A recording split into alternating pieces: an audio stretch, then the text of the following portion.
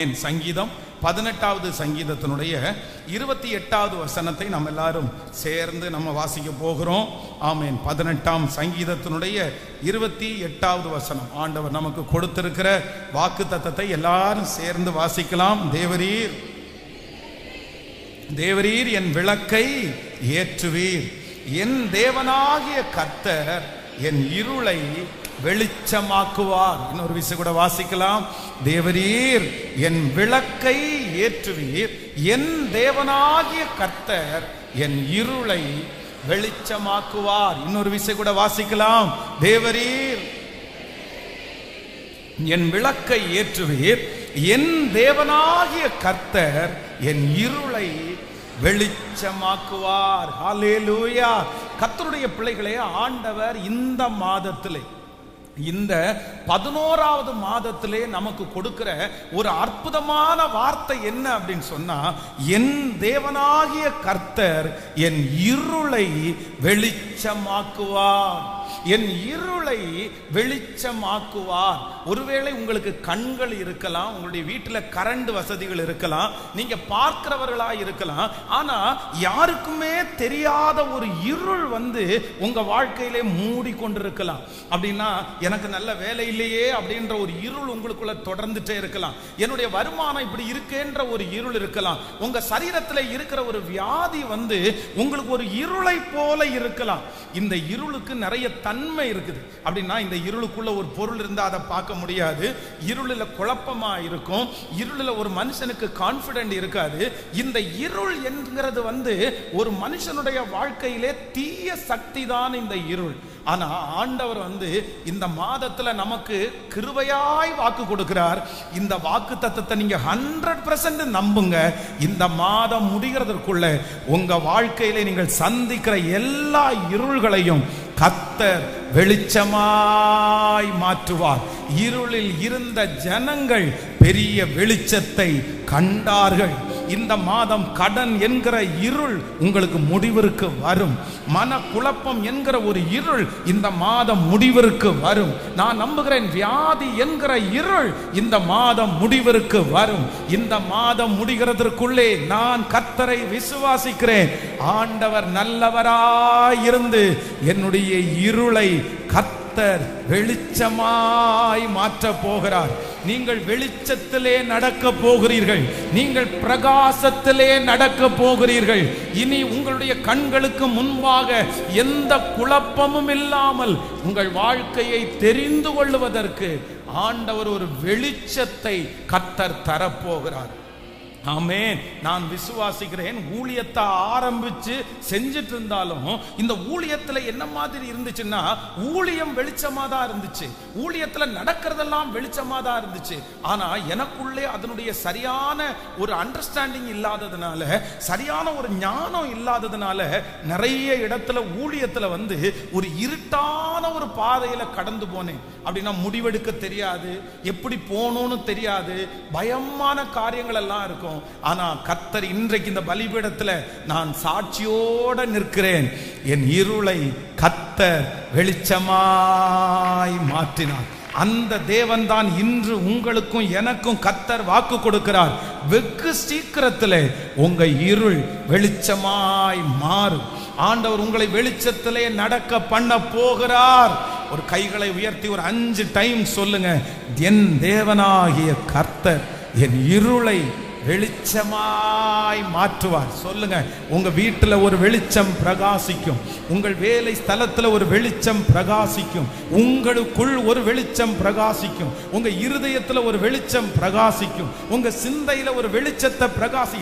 சொல்ல சொல்ல அப்படியே நடக்கட்டும் சாமி. இந்த 49வது நாள் அப்பா 100 நாட்களை நியமிச்சு உங்க இரக்கத்தை எப்படியாவது வாங்குறதற்கு நாங்க ஜெபிச்சிட்டு இருக்கோம்ல. இந்த ஆலயம் முழுக்க உங்க பிரசன்னம் இருக்குன்னு நாங்க உணர்றோம். நீங்க அசைவாடிட்டு இருக்கீங்கன்னு நாங்க உணர்றோம். எங்க ஜெபத்தை நீங்க அங்கீகரிக்கிறீங்கன்றத உணர்றோம். இந்த சத்தம் எந்த வீடுல தொனிக்கப்படுகிறதோ, எந்த காதுகளில் தொனிக்கப்படுகிறதோ, அங்க இயேசுவின் நாமத்தினால இப்பொழுது ஒரு அற்புதம் நடந்து, இயேசுவே அந்த இருளை நீர் வெளிச்சமாக்குறதற்காக நன்றி. ஹல்லேலூயா. வாலிப தம்பியும் தங்கச்சியும், நீ இருளில் நீங்க நடக்க கூடாது. நீங்க எப்படி நடக்கணும்னா வெளிச்சத்திலேயே கர்த்தர் உங்களை நடக்க பண்ணுவா. ஹல்லேலூயா. ஆண்டவருடைய பிள்ளைகளே, இந்த நியூ மந்த் ப்ராமிஸ் சர்வீஸ்ல நான் இந்த வசனத்தை குறித்து ஒரு 3 காரியத்தை ஆண்டவர் நம்மோட பேசினார். ஸோ அதை ஒருவேளை கேட்கணுன்றவங்க நீங்க கேட்டுக்கலாம். இன்றைக்கு ஒரு தேவனுடைய பிள்ளை சில இருளிலிருந்து நம்ம வெளியே வரணும். ஒரு மனுஷனுடைய வாழ்க்கையிலே மோசமான 3 விதமான இருள்கள் அப்படின்றதை குறித்து ஆண்டவர் நேற்றைக்கு இரவுல இருந்து என் கூட பேசிட்டே இருந்தார். அந்த வார்த்தை எனக்கு ரொம்ப ஆச்சரியமா இருந்துச்சு. ஒவ்வொன்னா சொல்லி நான் உங்களுக்காக ஜெபிக்க ஆசைப்படுகிறேன். முதலாவதாக நம்பர் 1 வாசிக்கலாம். ஆதியாகமம் 1ஆம் அதிகாரத்தினுடைய 2வது வசனத்தை வாசிக்கலாமா? ஆதியாகமம் 1ஆம் அதிகாரம் 2வது வசனம். பூமியானது ஒழுங்கின்மையும் வெறுமையுமாயிருந்தது, ஆழத்தின் மேல் இருள் இருந்தது, தேவ ஆவியானவர் ஜலத்தின் மேல் அசைவாடி கொண்டிருந்தார். இன்னொரு விஷயம் கூட வாசிக்கலாம். பூமியானது ஒழுங்கின்மையும் வெறுமையுமா இருந்தது, ஆழத்தின் மேல் இருள் இருந்தது, தேவ ஆவியானவர் ஜலத்தின் மேல் அசைவாடி கொண்டிருந்தார். ஆண்டவருடைய பிள்ளைகளே, நம்பர் 1, முதலாவதாக இந்த வசனத்துல நம்ம ஒரு இருளை குறித்து வாசிக்கிறோம். அந்த இருளை குறித்து என்ன சொல்லுது அப்படின்னு சொன்னா, ஆழத்தின் மேல் இருள் இருந்தது. எங்க இருந்துச்சாமா? ஆழத்தின் மேல். இப்போ நம்ம பார்ப்போம், ஒரு கிணறு வெட்டுறாங்கன்னு வச்சுக்கோங்களேன். அந்த கிணறு ரொம்ப டீப்பா போக போக போக உள்ளுக்குள்ள தண்ணி வரும், உள்ளுக்குள்ள ஊற்று வரும். ஆனா அதே நேரத்துல உள்ளுக்குள்ள என்னவா இருக்கும் அப்படின்னு சொன்னா இருட்டா இருக்கும். ஒரு போர்வெல்ல ஏதாவது ஒண்ணு விழுந்துச்சுன்னா லைட்டோட உள்ள அனுப்புவாங்க பாருங்க. ஏன்னா ஆழத்துல என்ன இருக்கு அப்படின்னு சொன்னா இருள் இருக்கிறது. அப்போ ஒரு தேவனுடைய பிள்ளை ரொம்ப கவனமா இருக்க வேண்டியது ஒன்று என்னன்னா, ஆழத்துல போக போக ஆசீர்வாதம் இல்ல, ஆழத்துல போக போக நன்மை இல்ல, ஆழத்துல சில நேரத்திலே போக போக என்ன இருக்கும்னா இருளை நம்ம பார்த்துருவோம். அப்படின்னா ஒரு தேவனுடைய பிள்ளை ரொம்ப டீப்பா போறீங்க பாருங்களேன், ரொம்ப டீப்பா போறீங்க பாருங்களேன். இதை நீங்க நிறுத்தாம உங்க வாழ்க்கையிலே இருக்கிற இருள் மாற்றப்படாது. ஆண்டவருடைய பிள்ளைகள் ரொம்ப கவனமா இருக்கணும். இம்மட்டும் வா, மிஞ்சி வராதே, உன் அலைகளின் பெருமை இங்கே அடங்க கடவுது. எல்லாத்துக்கும் ஒரு லிமிட்டேஷன் இருக்கு பிரதர். ரொம்ப டீப்பா நம்ம போயிடக்கூடாது. ஆனா நீங்க ரொம்ப டீப்பா போனீங்கன்னா என்னதான் பண்ணுவீங்கன்னா, அங்க அசுத்தம் தான் இருக்கும், அங்க சந்தேகம் தான் வரும், அங்க குழப்பம் தான் வரும். சில காரியத்தை ஆண்டவருடைய பிள்ளைகள் என்ன பண்ணணும்னா, கர்த்தர் விட சொல்லும் போது நீங்க விட்டுறணும். உங்க மனைவி மேல ஒரு சந்தேகம் வருதா, உங்க கணவன் மேல ஒரு சந்தேகம் வருதா, உங்க பிள்ளைங்க மேல ஒரு சூழ்நிலை வருதா, நீங்க என்ன பண்ணணும் அப்படின்னு சொன்னா, அதை ஆராய வேண்டாம் நான் சொல்லல, அது என்னன்னு கவனிக்க வேண்டாம் நான் சொல்லல. ஆனா அதே நேரத்துல நீங்க ரொம்ப டீப்பா போனீங்கன்னு வச்சுக்கோங்களேன், ஒன்னொன்னா ரொம்ப யோசிச்சு ஆழத்துக்கு போயிட்டீங்க அப்படின்னு சொன்னா அங்க இருந்து ஒரு இருள் உங்களை மூடிக்கொள்ளும். வாலிப தம்பி, நீ ரொம்ப கவனமா இருக்கணும். தங்கச்சி, நீ ரொம்ப கவனமா இருக்கணும். உன் வாழ்க்கையில எல்லாத்துக்கும் ஆண்டவர் என்ன வச்சிருக்கிறாருன்னா ஒரு லிமிட்ட வச்சிருக்கிறாரு. நீ டீப்பா போயிராத, நீ டீப்பா போயிராத, அந்த கேமுக்குள்ள நீ டீப்பா போயிராத, அந்த மொபைலுக்குள்ள நீ டீப்பா போயிராத, அந்த பசங்களுடைய ஃப்ரெண்ட்ஷிப்ல நீ டீப்பா போயிராத. ஏன்னா நீங்க டீப்பா எதுல போறீங்களோ அது உங்களுக்கு கடைசியில என்னவா மாறும்னா துன்பமா மாறும். உங்களுக்கு அது ஆசீர்வாதமா மாறாது. ஆண்டவருடைய பிள்ளைகளுடைய வாழ்க்கை எப்படி இருக்கணும்னா, எப்பொழுதுமே நீங்க ரொம்ப பேலன்ஸ்டா இருக்கணும். எப்படி இருக்கணும்? ரொம்ப பேலன்ஸ்டா இருக்கணும். சரி, ஓகே, நம்ம எங்க தான் வாழ்றோம்? நம்ம இந்த உலகத்துல தான் வாழ்றோம். இந்த உலகத்துல தான் சாப்பிட்றோம். நமக்கு பசிக்கும், நமக்கு சாப்பிட தோணும், நமக்கு நல்லா ட்ரெஸ் பண்ணலான்னு தோணும், மற்றவங்க நம்ம புகழ்றது நமக்கு பிடிக்கணும், மற்றவங்க நம்மளுக்கு கை தட்டுறது நமக்கு பிடிக்கணும், மற்றவங்களுக்கு முன்னாடி சந்தோஷமா இருக்கிறது அவசியமானது. ஏன் அப்படின்னா, ஆண்டவர் இந்த உலகத்துல நம்ம எதுக்கு வச்சிருக்கிறார்னா அவருக்கு சாட்சிகளாய் வைத்திருக்கிறார். ஏசப்பா ரெஸ்ட் எடுத்தாரா? ஹலோ, ரெஸ்ட் எடுத்தாரா? ஏசப்பா ரெஸ்ட் எடுத்தாரா? ஏசப்பா சாப்பிட்டாரா? ஏசப்பா சாப்பிட்டாரா இல்ல பசியோட இருந்தாரா? அவருடைய லைஃப்லயே 33.5 வருஷத்துல 40 நாள் உபவாசம் இருந்தார். அது நமக்கு தெரிஞ்சு. மற்ற நாள் அவர் சாப்பிட்டாரு. அவர் தூங்குனாரா? சும்மா தூங்குனாரா? தலையணை வச்சு தூங்குனாரா? கேட்கல. தலையணை வச்சு தூங்குறவங்க யாரு? சும்மா தூங்குறவர் யாரு? சும்மா தூங்குனா நார்மல் தூக்கம், தலையணை வச்சு தூங்குனா தூங்கணும்னு நினைச்சு தூங்குற தூக்கம். அப்போ ஏசப்பா தூங்குனாரா? ஏசப்பாவுக்கு கோபம் வந்துச்சா? கேட்கல. கோபம் வந்துச்சா? ஏசப்பாவுக்கு கோபம் வந்துச்சா? கோபம் வந்துச்சு. ஏசப்பாவுக்கு கோபம் வந்துச்சு. ஏசப்பாவுக்கு பசி எடுத்துருச்சு. ஏன் அப்படின்னு சொன்னா 100% அவர் தேவ குமாரராயிருந்தும் 100% அவர் மனுஷனாவும் இருந்தார். அதனால ஆண்டவருடைய பிள்ளைகள் யாருமே நீங்க கடவுளாயிர முடியாது. நீங்க ஒரு காரியத்தினுடைய ஆழத்துக்கு போய் இதனுடைய டீப்பை நான் கத்துக்கணும் அப்படின்னு நினைக்க முடியாது. அதான் நீங்க வெளிநாட்டுல ரஷ்யாவில் இந்த பூமிக்கடியில என்ன இருக்குன்னு கண்டுபிடிக்கிறதுக்காக ஒரு மிகப்பெரிய ஒரு தொலைய போட்டாங்களாமா. அந்த தொலைய போடுகிற ரஷ்யா நாடு கடவுள் இல்லைன்னு சொல்ற அந்த நாடு உள்ளுக்குள்ள தொலைய போட்டு உள்ள பார்க்கும்போது உள்ள இருந்து ஒரு பெரிய சவுண்ட் அவங்களுக்கு வந்ததா, அக்கினி பாதாளம் உள்ள இருக்கிறதா அவங்க கண்டுபிடிச்சு அதுக்கப்புறம் அதை க்ளோஸ் பண்ணிட்டாங்க அப்படின்றாங்க. அப்போ சில காரியத்துல ஆண்டவருடைய பிள்ளைகள் எக்காரணம் கொண்டும் எங்க போக கூடாதுன்னா அந்த டீப்பான ஒரு காரியத்திற்கு நம்ம அந்த அளவுக்கு நம்ம மூளையும் ஸ்ட்ராங் இல்லை, நம்மளும் அந்த அளவுக்கு ஸ்ட்ராங் இல்லை. ஆமோதிக்கிறீங்களா இல்லையா? கையை உயர்த்தி சொல்லுங்க, ஏசப்பா எனக்கு ஒரு நிதானத்தை தாங்க. அந்த மாதிரி இருக்கிறவங்க நீங்க தயவு செய்து நீங்க வெளியே வந்துருங்க. நீங்க ஆவிக்குரியவர்களா இருந்தால் கூட நான் நம்புறேன், ஆவியானவர் நமக்கு உள்ள ஆவியானவர் சகல சத்தியத்திற்குள்ளேயும் நடத்துகிற ஆவியானவர். நம்முடைய ஆவியானவர் உணர்வுள்ள ஆவியானவர். ஒரு நிமிஷம் பாருங்களேன், நம்ம ஆவியானவர் யாரு சொல்லுங்க? உணர்வுள்ள ஆவியானவர். ஆவியானவர் போதையை நமக்குள்ள கொடுக்கிறவர் அல்ல. தெரியும், நமக்கு தெரியும் அவர் யாருன்னா கட்டுப்பாட்டின் ஆவியானவர். நம்முடைய ஆவியானவர் யாராமா? நம்ம பாட்டு கட்டுப்பாட்டின் ஆவியானவர் என்னை கண்ட்ரோல் பண்ணி நடத்துகிறார், இஷ்டம் போல அலைவதில்லை, அவர் சித்தம் செய்து வாழ்பவன் நான். வல்லமை. அப்போ நமக்குள்ள இருக்கிற ஆவியானவருக்கு நம்மளை என்ன பண்ணுவாராமா? கண்ட்ரோல் பண்ணுவாரு. கண்ட்ரோல். நம்ம பிசாசா ஆராதிக்கல. யாரை ஆராதிக்கிறோம்னா ஜீவனுள்ள தேவனை நாம் ஆராதிக்கிறோம். எத்தனை பேர் ஒரு தீர்மானம் எடுக்கிறீங்க? நீங்க ஒரு வசனத்தை கூட வாசிங்களேன். நீங்கள் 1 சாமுவேல் 24ஆம் அதிகாரத்தினுடைய 14வது வசனத்தை வாசிக்கலாமா? ஆமென். 1 சாமுவேல் 24ஆம் அதிகாரம் 14வது வசனம். இஸ்ரவேலின் ராஜா யாரை தேட புறப்பட்டார்? ஒரு செத்த நாயையா, ஒரு தெள்ளு பூச்சியையா? நீர் யாரை பின்தொடருகிறீர்? கர்த்தர் நியாயாதிபதியாய் இருந்து எனக்கும் உமக்கும் நியாயம் தீர்த்து எனக்காக வழக்காடி நான் உம்முடைய கைக்கு தப்ப என்னை விடுவிப்பாராக என்றான். தாவீது இந்த வார்த்தைகளை சவுலோடே சொல்லி முடிந்த பின்பு சவுல், என் குமாரனாகிய தாவீதே, இது உன்னுடைய சத்தம் அல்லவா என்று சொல்லி சத்தமிட்டு அழுது தாவீதை பார்த்து, நீ என்னை பார்க்கலும் நீதிமான், நீ எனக்கு நன்மை செய்தாய், நானோ உனக்கு தீமை செய்தேன். கவனிங்க, இந்த சவுல் ராஜாவுக்கும் தாவீதுக்குள்ளதான் இங்க வாசிக்கிறோம். ஒரு காலகட்டத்தில் தாவீதால பொறுத்துக்கவே முடியல.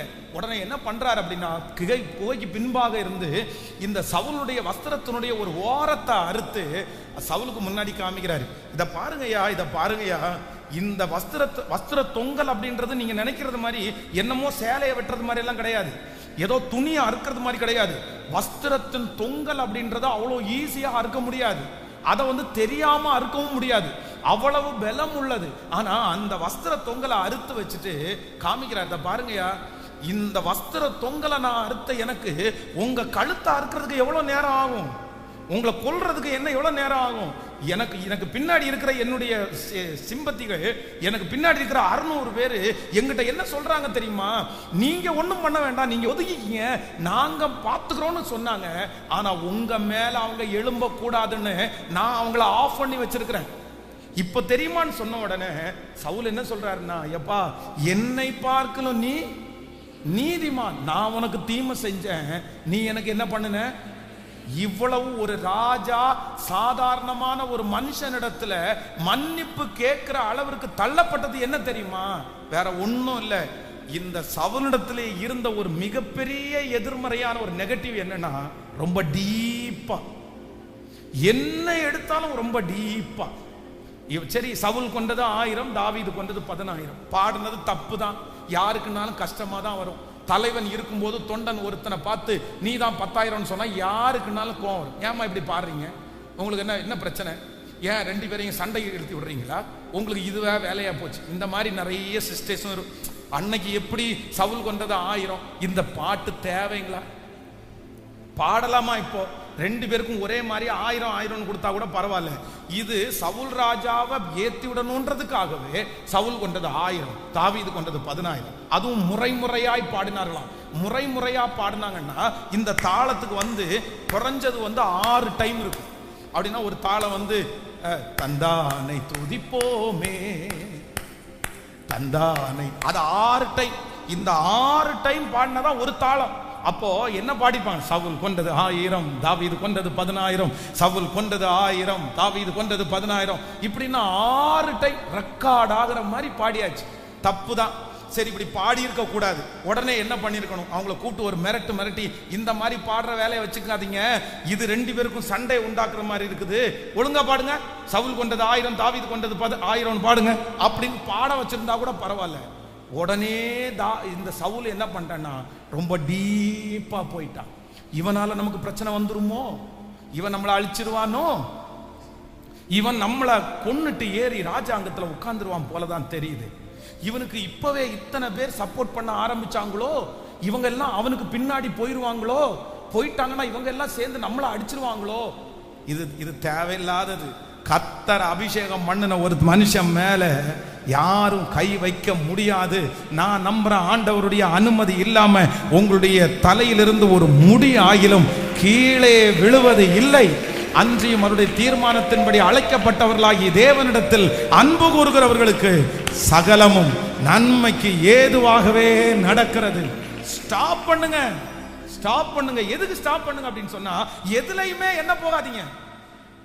சத்தமா சொல்லுங்க. பக்கத்துல ஒரு 3 பேருடைய கையை பிடிச்சு கொஞ்சம் டீப்பா போகாதீங்க. ஆமே. சில தங்கச்சிங்க இருக்கிறாங்க, இந்த வாலிப பிள்ளைங்க படிப்புல ஒரே டீப், அதுக்கப்புறம் ஒரே மைண்ட் குழப்பத்திலே சுத்திட்டு இருப்பாங்க. சரிம்மா, நீ படி, தப்பு சொல்லல, படிக்கிறது ஒன்றும் தப்பு இல்லை, நீ 100க்கு 100 மார்க் எடுங்க, நீங்க டாக்டர் ஆகுங்க, நீங்க இன்ஜினியர் ஆகுங்க. ஆனா டாக்டர் ஆகிறதுக்கு முன்னாடி பிபி டாப்லெட் சாப்பிடக்கூடாது. டாக்டர் ஆகிறதுக்கு முன்னாடி நீ மன அழுத்தத்துக்கு மருந்து சாப்பிடக்கூடாது. படிக்கிறது மன அழுத்த டாக்டர், சாப்பிடுறது மன அழுத்த மருந்து. ஏன்னு கேட்டா எதுல டீப்பு? அப்படியே ரொம்ப உள்ள போயிட்டு தூங்காம உட்கார்ந்து காலையிலிருந்து சாயந்தரம் வரைக்கும் படிங்க. உங்களுக்கு மைண்ட் நல்ல பலமா இருந்தா படிங்க. ஆனா தாங்க கூடாத அளவிற்கு எதுலையும் என்ன பண்ணிடக்கூடாதுன்னா சொல்லுங்க, அதுதான் இருள்.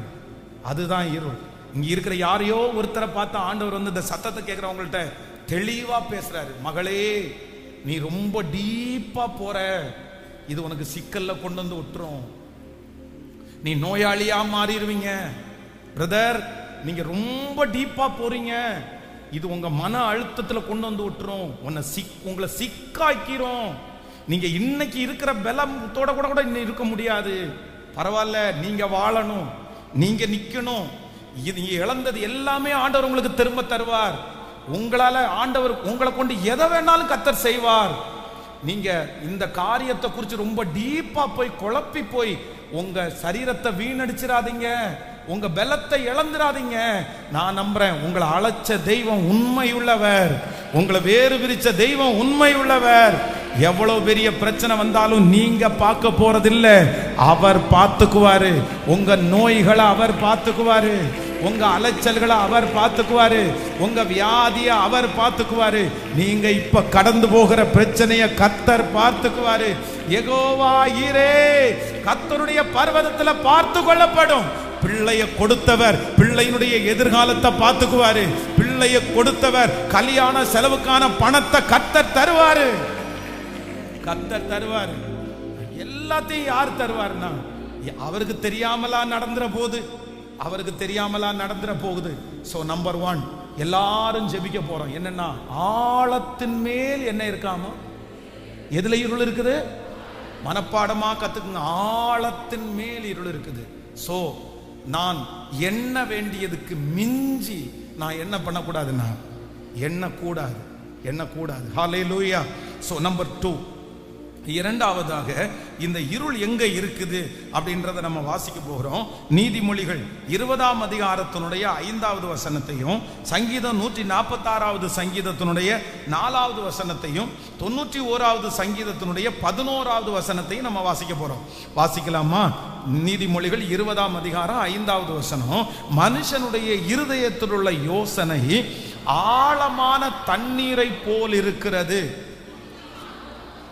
புத்திமானோ அதை முண்டெடுப்பான். இன்னொரு விஷயம் கூட வாசிக்கலாம். மனுஷனுடைய இருதயத்தினுடைய யோசனை ஆழமான தண்ணீரை போல் இருக்கிறது, புத்திமானோ அதை மெண்டெடுப்பான். இன்னொரு வசனம் 146வது சங்கீதத்தினுடைய 4வது வசனம். அவனுடைய ஆவி பிரியும், அவன் தன் மண்ணுக்கு திரும்புவான், அந்நாளிலே அவன் யோசனைகள் அழிந்து போகும். 94வது சங்கீதம் 11வது வசனத்தை கூட வாசிக்கலாம். 94வது சங்கீதம் 94வது சங்கீதம் 11வது வசனத்தை கூட வாசிக்கலாமா? ஆமென். மனுஷனுடைய யோசனைகள் வீண் என்று கர்த்தர் அறிந்திருக்கிறார். அல்லேலூயா. வேதம் சொல்லுகிறது. இங்க இரண்டாவதாக அந்த நீதிமொழிகள் 20:5 வாசிக்கும் போது, மனுஷனுடைய இருதயத்தினுடைய யோசனை ஆழமான தண்ணீரை போல் இருக்கிறது. அப்போ நம்பர் 2, இரண்டாவதாக இருள் எங்க இருக்கு தெரியுமா? எது இருள் அப்படின்னு சொன்னா, ஆழமான ஒரு யோசனை ஒரு தேவனுடைய பிள்ளையினுடைய வாழ்க்கையில என்னத்தை கொண்டு வரும் அப்படின்னு சொன்னா, இருளை கொண்டு வரும். இருளை கொண்டு வரும். நீங்க நிறைய பேர் இருளுக்குள்ள கிடக்குறாங்க. நிறைய பேருடைய இருளில் இருந்து வெளியே கொண்டு வர முடியல. என்ன காரணம் அப்படின்னு சொன்னா, அவர்களுடைய யோசனை அவர்களுக்கு என்னவா மாறுது அப்படின்னா, இருளாய் மாறுகிறது. அப்போ இன்றைக்கு ஆண்டவருடைய பிள்ளைகள் ஸ்டாப் திங்கிங். நீங்க யோசிக்கிறத என்ன பண்ணணும் அப்படின்னு சொன்னா, நிறுத்தணும். பிள்ளையை குறித்து யோசிக்கிறத நிறுத்தணும். எதிர்காலத்தை குறித்து அதிகமாக யோசிக்கிறத நீங்க நிறுத்தணும். இந்த கடனை குறித்து யோசிக்கிறத நீங்க நிறுத்தணும். இப்பொழுது நடந்து கொண்டிருக்கிற இந்த சூழ்நிலையை குறித்து யோசிக்கிறத நீங்க நிறுத்தல அப்படின்னு சொன்னா, அந்த யோசனை உங்களை எங்க கொண்டு போகும் அப்படின்னு சொன்னா, வேதம் சொல்லுது, உங்களை இருளான ஒரு இடத்திற்கு உங்களை கொண்டு போய் விட்டுரும். பாருங்க, நிறைய மன அழுத்தத்தில் இருக்கிறவங்க, இந்த மன அழுத்தத்தினுடைய ஆணி வேர் என்ன தெரியுமா? இந்த மன அழுத்தத்தினுடைய வேர் என்ன? இந்த மன அழுத்தத்தினுடைய ஆரம்பம் என்ன அப்படின்னு சொன்னா, யார் இந்த கூட்டத்திலேயே ரொம்ப அதிகமா யோசிக்கிறீர்களோ, திராணிக்கு மிஞ்சி யோசிக்கிறீர்களோ, உங்களை மிஞ்சி சிந்தனைக்குள்ள போறீர்களோ, நீங்க ரொம்ப ஜாக்கிரதையா இருங்க. நீங்க மன அழுத்தத்திற்குள்ள ஆளாகாம இருக்கிறதுக்காக நான் உங்களுக்கு ஜெபம் பண்றேன். அந்த பாதையில கடந்து வந்ததுனால தான் நான் உங்களுக்காக நான் பேசிட்டு இருக்கிறேன். அந்த ஆதங்கத்தோடு, அந்த வைராக்கியத்தோடு, அந்த பயபக்தியோட பேசுறேன். நான் ரொம்ப யோசிக்க ஆரம்பிச்சேன். சென்னையில மோட்சம் தேட்டர் அப்படின்னு ஒன்று இருக்குது. நம்ம பொரசிவாக்கத்தில் தான் 2004ல் பொரசிவாக்கத்தில் அங்கே இருக்கிற அந்த சர்ச் ஆஃப் காட் சர்ச்சில் வந்து அசிஸ்டன்ட் பாஸ்டராகவும், மாதாவரத்தில் அசிஸ்டன்ட் பாஸ்டராகவும் அந்த சர்ச்சில் வந்து நான் தங்கி அங்கே வந்து ஊழியம் செஞ்சுட்டு இருந்தேன். அப்போ பார்த்தீங்க அப்படின்னு சொன்னால் ஒரு 6-7 பசங்க வந்து சாயந்தரம் ஒரு 7 மணி ஆனால் அங்கே சர்ச்சில் உள்ள பசங்க வந்துடுவாங்க. இந்த மோட்சன் தேட்டருக்கு பக்கத்தில் பார்த்தீங்கன்னா ஒரு ஃப்ரைட் ரைஸ் கடை இருக்கும். ஐயோ, அந்த ஃப்ரைட் ரைஸ் சாப்பிட்றதுக்கு அவ்வளோ நல்லா இருக்கும். எல்லாரும் சேர்ந்து போய் ஜாலியாக சூடாக போய் சாப்பிட்டு வர்றது அவ்வளோ பிடிக்கும். அப்படின்னா ஃபுல்லாக க்ரௌடு. அதுக்கு முன்னாடி இங்கே பைபிள் காலேஜில் இருக்கும்போது இங்கே க்ரௌடு. அதுக்கு பிறகு திருச்சியில் 2004 லாஸ்ட்ல ஊழியத்திற்காக போடும்போது என்ன ஆச்சு அப்படின்னு சொன்னா, எனக்கு வந்து பேச்சு துணைக்கு ஆள் இல்லாம போயிருச்சு. யார் இருக்கான்னா வயசான அம்மாங்க மட்டும்தான் இருக்காங்களே தவிர வேற யாருமே இல்லாம போயிட்டாங்க. நான் என்ன பேசுறது? நான் உடனே என்ன யோசிச்சு ஆரம்பிச்சேன்னா, நம்ம இன்னி சாகுற வரைக்கும் வயசான அம்மாங்களுக்கு தான் கம்பெனி கொடுக்கணும் போல தெரியுது, அவங்கள்ட்ட தான் பேசணும் போல தெரியுது. ஐயோ, நம்ம வாழ்க்கை முடிஞ்சிருச்சு, நம்ம கூட இப்ப இனி எந்த பையனும் பேச மாட்டான், நம்ம யார்கிட்டையுமே பேச முடியாது.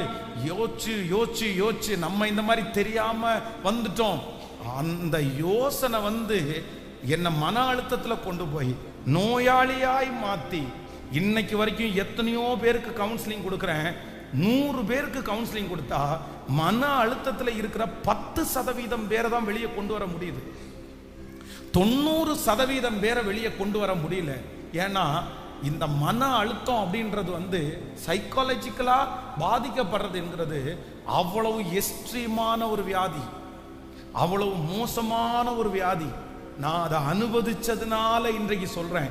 இந்த சத்தத்தை கேட்கிற யாரும் ஒரு தேவனுடைய பிள்ளை, ஆண்டவருடைய பிள்ளையே, நீங்க வந்து யோசனை என்கிற ஒரு இருளுக்குள்ள நீங்க இருப்பீங்கன்னா இன்னைக்கு ஆண்டவர் உங்களை விடுதலை கொடுக்கிறதற்கு கர்த்தர் வல்லவர்னு நான் நம்புறேன். முந்தினவைகளை நினைக்க வேண்டாம், பூர்வமானவைகளை சிந்திக்க வேண்டாம். இதோ நான் உங்களுக்கு ஒரு புதிய காரியத்தை செய்வேன், அது வனாந்தரத்துல வழியை உண்டு பண்ணுவார். உங்க சூழ்நிலையை ஆண்டவர் மாற்றுவார். வனாந்தரமா இருந்தாலும் அங்கே உங்களுக்காக ஒரு வழி பிறக்கும். அவாந்தர வெளியா இருந்தாலும் கர்த்தர் உங்களுக்கு அந்த பிரச்சனையின் நடுவிலே ஒரு ஆறுகளை உண்டு பண்ணுகிறதற்கு கர்த்தர் வல்லவராயிருக்கிறார். ரோமர் 1:21 வாசிப்பீர்களே, ஆனால் அவர்கள் தேவனை அறிந்தும் அவரை தேவன் என்று மகிமைப்படுத்தாமல் ஸ்தோத்தரியாமலும் இருந்து தங்கள் சிந்தைகளினாலே வீணரானார்கள். உணர்வில்லாத அவர்களுடைய இருதயம் இருளடைந்தது. ஹலோ, பக்கத்துல கையை பிடிச்சு சொல்லுங்க, சிந்தைகளினாலே வீணரானார்கள், உணர்வில்லாத அவர்களுடைய இருதயம் இருளடைந்தது. பக்கத்துல கையை கொடுத்து சொல்லுங்க, ரொம்ப யோசிக்காத. நல்லா சொல்லுங்க, ரொம்ப யோசிக்காதீங்க, கற்பனையா பண்ணாதீங்க, பெரிய டைரக்டர் மாதிரி யோசிக்காதீங்க. கொஞ்சம் என்ன பண்ணுங்கன்னா சிந்தனையை கொஞ்சம் குறைச்சிருங்க. சிந்தனையில 2 விதமான சிந்தனை இருக்குது. ஒன்று பயத்துக்குரிய சிந்தனை, இன்னொன்னு ஆசீர்வாதத்துக்குரிய சிந்தனை. அந்த ஆசீர்வாதத்துக்குரிய சிந்தனையத்தான் ஆண்டவர் சொல்கிறாரு, உண்மை உள்ளவைகள் எவைகளோ, ஒழுக்கம் உள்ளவைகள் எவைகளோ, நற்கீர்த்தி உள்ளவைகள் எவைகளோ, புண்ணியம் எதுவோ, புகழ் எதுவோ அதையே சிந்தித்து கொண்டிருங்கள். அப்போ இந்த மாதிரி உங்களை மோட்டிவேட் பண்ற, உங்களை உற்சாகப்படுத்துகிற பரிசுத்தவான்களுடைய காரியங்கள் இந்த மாதிரி நீங்க யோசிங்க. இந்த முற்போக்கு சிந்தனை உங்களை அடுத்த லெவல்ல கொண்டு போய் நிறுத்தும். இந்த முற்போக்கு சிந்தனை அடுத்த ஒரு தரிசனத்தை உங்களுக்குள்ள தரும். ஆனா தேவையில்லாத சிந்தனை நமக்குள்ள என்ன பண்ணக்கூடாது? ஒரு சம்பவத்தை வாசிங்களேன், எடுத்துக்கொள்ளலாம். நீங்கள் 1-2 சாமுவேலின் புஸ்தகம் 17ஆம் அதிகாரத்தினுடைய 23வது வசனத்தை வாசிக்கலாமா? 2 சாமுவேல் 17ஆம் அதிகாரத்தினுடைய 23வது வசனம். அகித்தோப்பேல் தன் யோசனையின்படி நடக்கவில்லை என்று கண்டபோது தன் கழுதையின் மேல் சேணம் வைத்து ஏறி தன் ஊரில் இருக்கிற தன் வீட்டிற்கு போய் தன் வீட்டு காரியங்களை ஒழுங்குபடுத்தி 4 கொண்டு செத்தான். அவன் தகப்பன் கல்லறையிலே அவனை அடக்கம் பண்ணினார்கள். இங்க இந்த மனுஷனை குறிச்சு வேதம் சொல்லுது, இவன் 4 கொண்டு செத்தான். அப்படின்னா தூக்குல மாட்டி ஒரு மனுஷன் செத்து போறான். இந்த தூக்கல மாட்டி செத்து போகிற தற்கொலை பண்ணுகிற இந்த மனுஷன் யாரு? இவன் ஒரு கடனாளியா? இல்ல இவன் சமுதாயத்துல வாழ்றதுக்கே தகுதியற்றவனா? இவனுக்கு ஏதாவது சரீரத்துல ஊனம் ஏதாவது இருக்குதா? இல்ல இவன் யாராவது இவனுக்கு எதிரிகள் இருக்கிறார்களா அப்படின்னு பார்த்தா, இந்த அகித்தோப்பேல் என்கிற இந்த மனுஷன் யாரு தெரியுமா? தற்கொலை பண்ணுவதற்கு தற்கொலைக்கும் இந்த மனுஷனுக்கும் சம்பந்தமே இல்லை. தாவீது பொதுவா யாரை பார்த்தும் பயப்பட மாட்டாரு. ஆனா அகித்தோப்பேல் அப்சலோமோடு சேர்ந்திருக்கான்னு சொன்ன உடனே தாவீது என்கிற அவ்வளவு பெரிய பயப்படாத சிங்கம் இந்த அகித்தோப்பேலுக்காக பயப்படுது. எப்பா, வேற எவனாவது ஒருத்தன் போய் அப்சலோமோட சேர்ந்து இருந்தா கூட நான் ஒன்னும் பயப்பட மாட்டேன். ஆனா அப்சலோமோட சேர்ந்து இருக்கிறது யாரு? அகித்தோப்பேல். அகித்தோப்பேல் சேர்ந்திருக்கான்னு சொன்ன உடனே பயப்பட்டு ஓடி போய் ஜெபம் பண்ணி, ஆண்டவரே அகித்தோப்பேலின் ஆலோசனையை பைத்தியமாக்குவீராக ஜெபம் பண்றான். காரணம் என்னன்னா, இந்த அகித்தோப்பேல் ஆலோசனைக்காரன், சாதாரணமான ஆலோசனைக்காரன் இல்ல. அவன் என்ன சொன்னாலும் அவன் ஒரு பிளானை போட்டுட்டான்னு வச்சுங்களேன். யுத்தத்துக்கு போகிறதுக்கு முன்னாடி அகித்தோப்பேல்கிட்ட போய் இந்த மாதிரி போறது சரியானு கேட்கும் போது, இங்க கூட அந்த ப்ளூ பிரிண்ட அப்படின்னு போட்டு அவன் ஒரு மார்க் பண்ணி, இங்க இப்படி போகாதீங்க, இந்த வழியா போங்க, இந்த வழியா போங்க அப்படின்னு ஒரு லே அவுட் போட்டு ஒரு மார்க்கை போட்டு கொடுத்துட்டான்னா 100% வெற்றி உறுதி. அவ்வளவுதான். அவன் ஒரு ஆலோசனை சொன்னான்னா அது நடந்துரும்னு அர்த்தம். இப்ப அப்சலோமோட சேர்ந்திருக்கிறான். இந்த அப்சலோமோட சேர்ந்த உடனே அப்சலோமுக்கு அவனுடைய வேல்யூ தெரியல, தாவீதுக்கு தெரியுது. இந்த அப்சலோமுக்கு கொடுத்த ஆலோசனையை இவன் கேட்காம வாலிபருடைய ஆலோசனையை கேட்கிறான். ஃபர்ஸ்ட் முதல்ல இவர் என்ன ஆகிறார் அப்படின்னா, மனசுல ஒரு கஷ்டம் வருது, ரிஜெக்ஷன் வருது. இதுவரைக்கும் இந்த அகித்தோப்பேல ராஜாவே ரிஜெக்ட் பண்ணல. ஆனா இந்த சின்ன பையன் ரிஜெக்ட் பண்ண உடனே இவரால் தாங்கவே முடியல. ஆண்டவருடைய பிள்ளைகள், இந்த சின்ன பிள்ளைகள் ஸ்கூல்ல படிக்கிறாங்க பாருங்களேன். உங்க பிள்ளைங்க வீட்டுல என்ன இந்த மாதிரி டீச்சர் ரிஜெக்ட் பண்றாங்க, இந்த பிள்ளைங்க என்ன ரிஜெக்ட் பண்றாங்கன்னு சொல்லும் போது, உன்னை ஸ்கூல் மாத்தட்டுமா, இல்லைன்னா நீ ஸ்கூலுக்கு போகாம இருந்து அப்படி என்கரேஜ் பண்ணாதீங்க. உங்க பிள்ளைகளை ரிஜெக்ஷன் வரும்போது அதை மேற்கொள்றதுக்கு கத்து கொடுங்க. அப்படிதான் இருக்கும். 4 இடத்துல நம்மளை கருவேப்பிலை மாதிரி தான் வைப்பாங்க, நம்மளை தூக்கி போடுவாங்க. நீ சந்தோஷமா ஏத்துக்கோ. எல்லா இடத்துலையும் நம்மளை ஏத்துக்க மாட்டாங்கன்றதை நீங்க கற்றுக் கொடுங்க. இல்லைன்னா அவனுடைய வாழ்க்கையில கேட்கறது எல்லாமே நடந்துச்சுன்னா அதற்கு பிறகு அவனால சின்ன சின்ன பிரச்சனையை கூட தாங்க முடியாது. அவ்வளவுதான். இந்த மனுஷன் இப்ப என்ன பண்றான்னா யோசிக்க ஆரம்பிக்கிறான். சார், என்னை இப்படி பண்ணிட்டாங்களே, என்ன ரொம்ப சீப்பா இவன் எடை போட்டுட்டானே, இவனுக்கு நம்முடைய வேல்யூவே தெரியாம போயிருச்சே, பேசாம நம்ம தாவீதோடு கூட இருந்திருக்கலாமோ, நம்ம தப்பு பண்ணிட்டோமோ, இனி திரும்பி அப்படி போக முடியாதோ, நம்ம இனி உயிரோடு இருக்கிறது எனக்கு என்னமோ நல்லதுன்னு எனக்கு தோணல. இனி உயிரோடு இருந்தா நம்ம ஒரு செல்லா காசு மாதிரி இருப்போம். அவன் 3 பேர்ல ஒரு மனுஷனை நம்மளை ட்ரீட் பண்ண ஆரம்பிச்சிட்டான், அது நல்லா இருக்காது. இவன் ஃபெயிலியர் ஆயிட்டு திருப்பி ராஜாவிட்ட போய் நம்ம தாவீது ராஜாவுடைய மூஞ்சில நம்ம எப்படி முழிப்போம்? என்னென்னமோ யோசிச்சு அந்த யோசனை அவனை எங்க கொண்டு போயிருச்சுன்னா ஒரு பெரிய இருளுக்குள்ளாய் கொண்டு போயிருச்சு. உடனே அவன் எதை டிசைட் பண்ணான் அப்படின்னு சொன்னா, இனி இந்த உலகத்திலேயே வாழ வேண்டான்னு சொல்லி வேதம் சொல்லுது, அவன் நாண்டு கொண்டு செத்தான். பிரதர், சிஸ்டர், யாருக்காக ஆண்டவர் இந்த வார்த்தையை சொல்றாருன்னு தெரியல எனக்கு.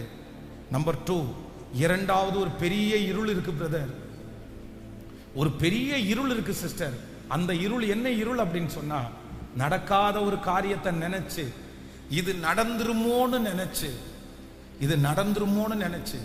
இது இப்படி ஆயிருமோன்னு நினைச்சு யாராவது ஒருத்தர் இந்த இடத்துல இந்த சத்தத்தை கேட்கிறவர்கள் உங்களுடைய யோசனையை கண்ட்ரோல் பண்ண முடியாம இருப்பீங்கன்னா, நான் நம்புறேன் இன்னைக்கு உங்களுக்காக நான் ஜெபம் பண்றேன். இந்த செய்தி முடிஞ்ச உடனே ஜெபம் பண்றேன். கர்த்தர் உங்களை பார்த்து கர்த்தர் தெளிவா ஒரு வார்த்தையை கொடுக்கிறாரு. Stop thinking. நீ நிறுத்து, உன்னுடைய யோசனையை நீங்கள் நிறுத்துங்கள். உங்களுக்கு என்ன செய்யணும்னு ஏசப்பாவுக்கு தெரியும், எப்ப உங்களை மாத்தணும்னு ஏசப்பாவுக்கு தெரியும், எப்ப சத்துருடைய கையிலிருந்து உங்களை விடுதலை ஆக்கணும்னு ஏசப்பாவுக்கு தெரியும், எப்ப இந்த காரியத்தை உங்களுக்கு நடப்பிக்கணும்னு ஆண்டவர் அறிந்திருக்கிறார். நீங்க போகிற எல்லா பாதையும் ஏசப்பா கர்த்தர் அறிந்திருக்கிறார். கர்த்தர் உங்களுக்கு வாக்கு கொடுக்கிறார். நீ அமர்ந்திருந்து நானே தேவன் என்று அறிந்து கொள்ளுங்கள். உங்க உடம்ப கெடுத்துக்காதீங்க அம்மா, உங்க உடம்ப கெடுத்துக்காதுங்க ஐயா. பாரத்தோடு சொல்றேன், பாரத்தோடு சொல்றேன். எப்படியோ ஆண்டவர் கிருபையா என்னை விடுதலை ஆக்கிட்டாரு. நான் இதுக்கே ஆண்டவருக்கு காலம் முழுவதும் நன்றியா இருக்கணும். என்னை போல இந்த பிரச்சனைக்குள்ள போன நிறைய பேர் வெளியே வரவே இல்லை, வெளியே வரவே இல்லை. அவர்களுடைய சிந்தனையினாலே அவர்கள் வீணராய் போனார்கள், சிந்தையினாலே. இன்னைக்கு அதனாலதான் இந்த ஊழியக்காரனை உங்க முன்னாடி கொண்டு வந்து கர்த்தர் நிறுத்துறார். உங்க மேல ஆண்டவர் பாசம் வச்சிருக்கிறார். வாலிப தம்பி, நீ எதிர்காலத்தை குறித்து ரொம்ப குழப்பிக்காதப்பா. வாலிப தங்கச்சி, நீ ரொம்ப யோசிக்காத. நடந்த காரியத்தை நினைச்சு ரொம்ப நீ யோசிக்காத. இழந்த காரியத்தை குறித்து ரொம்ப யோசிக்காத. அந்த கடனை குறித்து ரொம்ப யோசிக்காதீங்க. நான் என்ன பண்ணுவேன்னு நீங்க யோசிக்க வேண்டாம். நான் நம்புறேன், இதுவரையிலும் உங்களை நடத்தினார்ல, இதுவரையிலும் உங்களை கொண்டு வந்தார்ல, இதுவரையிலும் உங்களை தூக்கி சுமந்தார்ல. உங்க குடும்பத்துல எத்தனையோ பேர் ரட்சிக்கப்படாம இருக்கும்போது உங்களை மட்டும் தனியாக தெரிந்து கொண்ட அந்த தேவன் உங்களை கைவிட்டு விடுவாரோ? உங்களை கைவிட்டு விடுவாரோ? உங்களை மறந்து விடுவாரோ?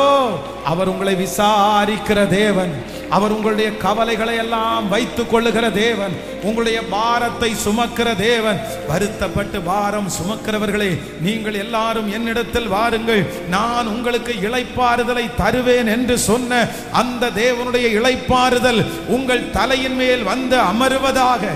கரங்களை தட்டி முழு பலத்தோடு அப்பாட்ட சொல்லுங்க, ஏசப்பா, ஏசப்பா, கிருபை, கிருபை, கிருபை, கிருபை.